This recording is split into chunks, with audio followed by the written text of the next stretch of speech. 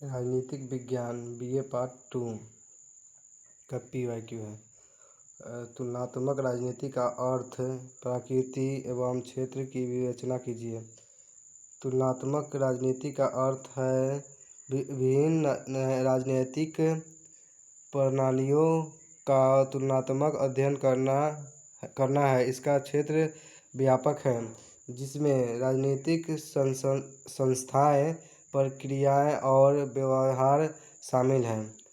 संसदीय और अध्यक्षात्मक शासन प्रणाली में अंतर स्पष्ट कीजिए।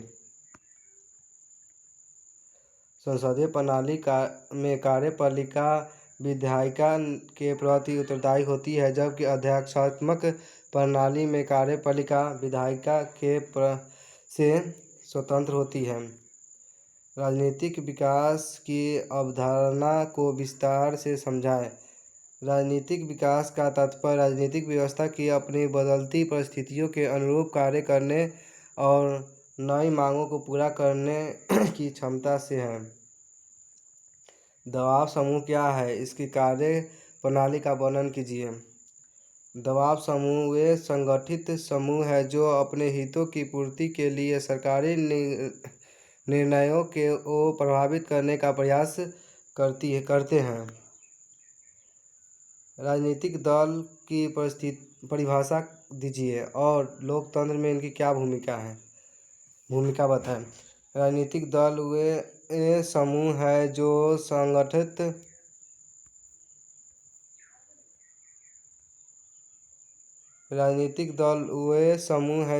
संगठित होकर सत्ता प्राप्त करने का प्रयास करते हैं। ये जनमत निर्माण और सरकार गठन में महत्वपूर्ण भूमिका निभाते हैं।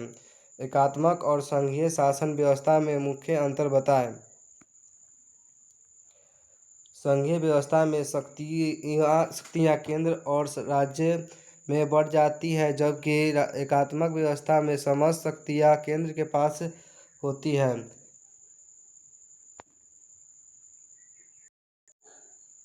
न्यायपालिका की स्वतंत्रता का महत्व स्पष्ट कीजिए।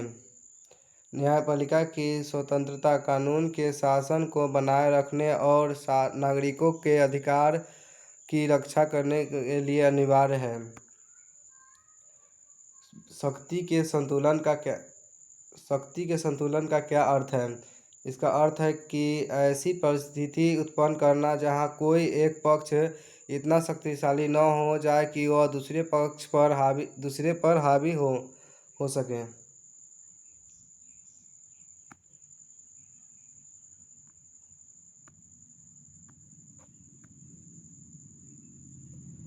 राजनीतिक संस्कृति का अर्थ एवं इसके निर्धारकों का वर्णन कीजिए। राजनीतिक संस्कृति का अर्थ है राजनीतिक व्यवस्था के प्रति नागरिकों के अभिवृत्ति और विश्वास। इसके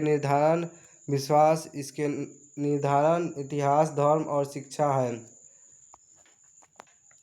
भारत में क्षेत्रीय दलों के बढ़ते प्रभाव के कारण बताएं। क्षेत्रीय दलों के उदय का कारण स्थानीय आकांक्षाएं, भाषागत विविधता और राष्ट्रीय दलों की विफलताएं।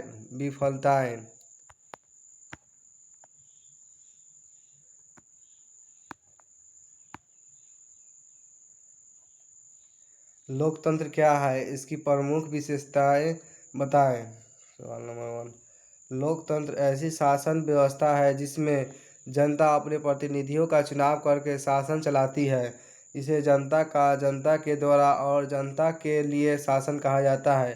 प्रमुख विशेषताएं: जनसत्ता का सिद्धांत, स्वतंत्र एवं निष्पक्ष चुनाव, कानून का शासन, मौलिक अधिकार की सुरक्षा, बहुदलीय व्यवस्था और उत्तरदायी सरकार। भारतीय संविधान की प्रमुख विशेषताएं लिखिए। भारतीय संविधान विश्व का सबसे बड़ा लिखित संविधान है। प्रमुख विशेषताएं: लिखित एवं विस्तृत संविधान, संसदीय शासन प्रणाली, संघीय व्यवस्था और धर्मनिरपेक्ष राज्य, स्वतंत्र न्यायपालिका, मौलिक अधिकार, एवं मौलिक कर्तव्य। लोकतांत्रिक गणराज्य। राजनीतिक दल क्या है, इसके कार्य बताएं।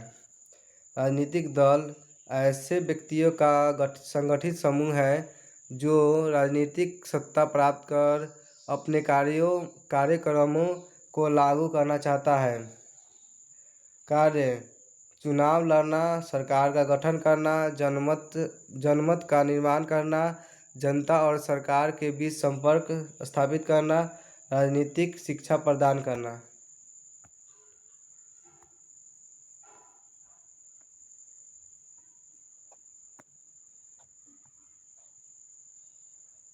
शक्ति पृथक्करण सिद्धांत की व्याख्या कीजिए। शक्ति पृथक्करण सिद्धांत के अनुसार शासन की शक्तियों को तीन अंगों में बांटा गया है। विधायिका, कार्यपालिका और न्यायपालिका में बांट दिया जाता है ताकि किसी एक संस्था के हाथ में अत्यधिक शक्ति न हो। महत्व: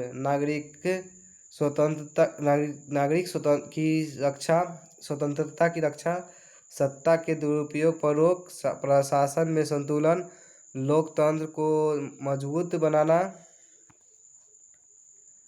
मौलिक अधिकार क्या है, इनके महत्व को बताएं। भारतीय संविधान के भाग 3 में नागरिकों को दिए गए अधिकारों को मौलिक अधिकार कहा जाता है। मुख्य अधिकार: समानता का अधिकार, स्वतंत्रता का अधिकार, शोषण के विरुद्ध अधिकार, धर्म की स्वतंत्रता का अधिकार, संस्कृति एवं शैक्षणिक अधिकार, संवैधानिक उपचार का अधिकार।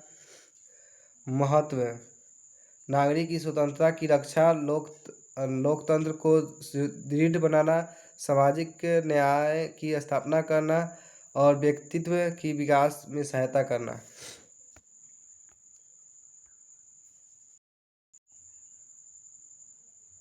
ऐसे क्वेश्चन के लिए मेरा व्हाट्सएप चैनल पोलिटिंग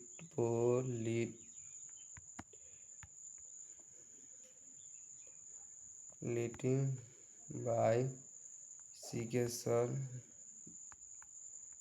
ज्वाइन करें।